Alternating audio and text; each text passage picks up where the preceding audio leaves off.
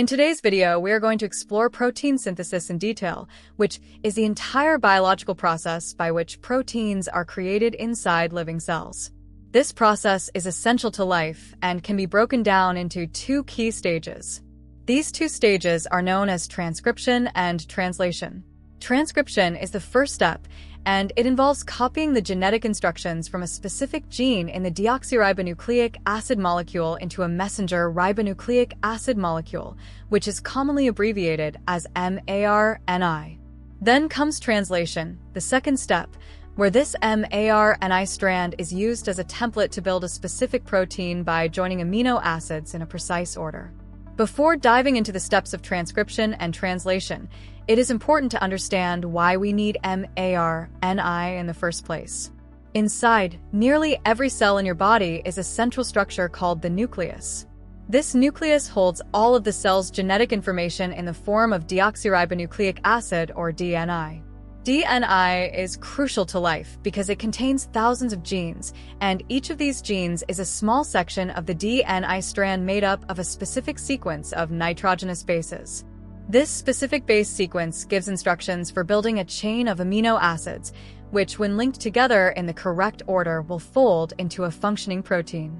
However, while the DNA is safely stored inside the nucleus, the structures responsible for building proteins, called ribosomes, are located outside the nucleus in the cytoplasm. Because DNA is extremely large and cannot pass through the nuclear membrane, we cannot send the entire DNA out of the nucleus. Instead, we make a small, manageable copy of just the gene we need. Since it is only one gene, and not the entire genome, this copy is much shorter and can exit the nucleus. This copied strand is called mRNA, which stands for messenger ribonucleic acid. It carries the code for a single protein-building gene from the nucleus to the ribosome. Structurally, mRNA is very similar to DNA, but there are a few critical differences. First, mRNA is much shorter than DNA because it represents just one gene. Second, mRNA is a single-stranded molecule rather than a double helix. Third, instead of containing the base thymine, which is found in DNA, mRNA contains uracil. Now that we understand the background and purpose of mRNA, let us look at the process of transcription.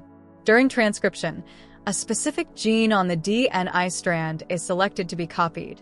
To make this happen, the two strands of the DNA molecule unwind and separate slightly in the area around the chosen gene. This allows access to the nitrogenous bases. The enzyme responsible for this process is called ARNI polymerase. It binds just before the gene and begins reading the template strand of the DNA, matching each base to its complementary counterpart in the mRNA molecule. This base pairing follows a set of rules. Cytosine on DNA pairs with guanine on mRNA. Guanine pairs with cytosine. Thymine pairs with adenine. However, adenine on the DNA strand pairs with uracil on the mRNA strand because mRNA does not use thymine. For example, if the base sequence on the template strand of DNA is cytosine, thymine, adenine, guanine, then the mRNA strand will be guanine, adenine, uracil, cytosine.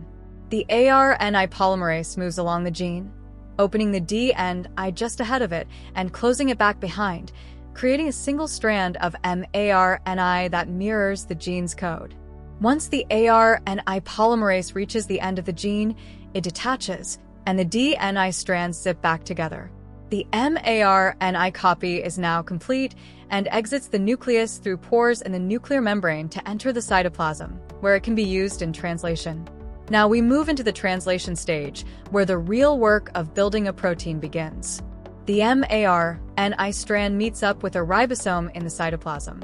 Translation reads the mRNA code in groups of 3 nitrogenous bases, called codons or triplets. Each codon corresponds to one specific amino acid. There are 20 different amino acids used by the body to build proteins, and each has its own matching codon. For instance, the codon adenine, guanine, uracil may code for the amino acid serine, while cytosine, Adenine may code for proline. The ribosome begins reading the mRNA from the start codon and begins assembling the protein.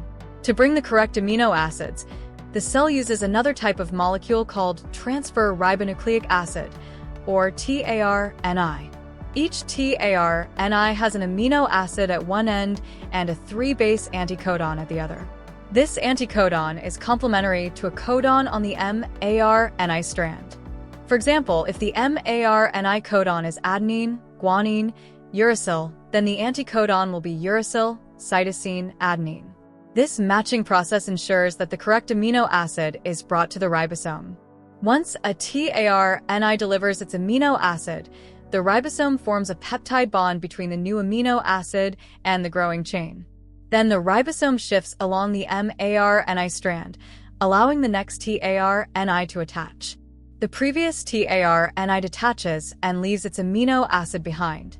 This cycle continues, with each new codon on the mRNA being read and each new amino acid being added to the chain until a stop codon is reached. At this point, the complete amino acid chain detaches from the ribosome. This chain then folds into a specific 3-dimensional shape on its own, which determines the final structure and function of the protein. This shape is essential because it enables the protein to perform its role, whether that is speeding up chemical reactions as an enzyme, transporting molecules as a carrier protein, sending messages as a hormone, or providing support as a structural protein. And that is how, from a tiny strand of genetic code tucked away in a nucleus, a cell can read and construct a fully functioning protein. This is the beauty and efficiency of protein synthesis, a process fundamental to all life. Hopefully, this explanation has made the topic more understandable and clear. If you found it helpful, then feel free to share it or watch again for revision.